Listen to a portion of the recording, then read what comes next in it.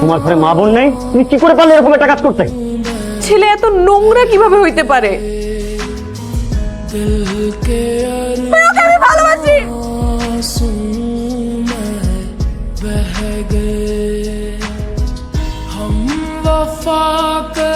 Sir এই যে এই মেয়েটা ছিল তো মারামারি করছে। স্যার আজকে জয়েন করেছি, সেকেন্ড ইয়ার। Credit transfer? জি স্যার। তোমার সম্পর্কে শুনেছি। আচ্ছা বলো তো, ওখানে কারা কারা মারামারি করছিল? স্যার আমি? হ্যাঁ তুমি বলবো না, তুমি তো ছিল এখানে, বলো। স্যার কেউ মারামারি করছিল না। তুমি তো নতুন এসে মিথ্যে বলা শুরু করে দিয়েছে।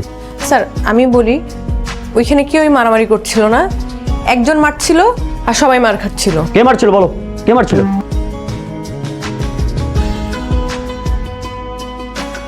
স্যার উনি।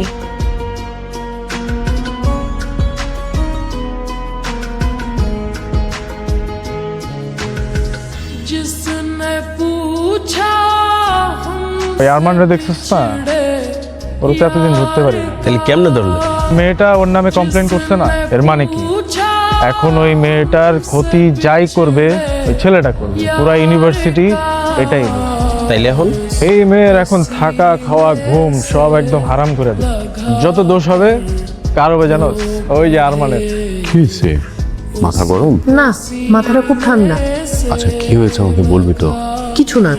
বুঝছি, মাথা গরম। তো বুঝছো যখন, তো আরো মাথা গরম করতেছো কেন? বাবা ফোন করছিল? না। তাহলে কি ফোন করছিল? না।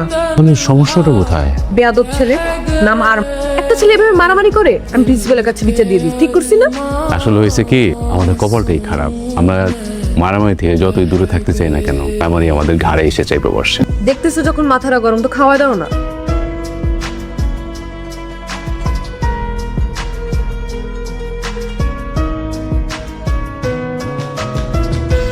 এটা না তোর সাথে খুব বাড়াবাড়ি করতেছ, তোর একটা কিছু করা উচিত।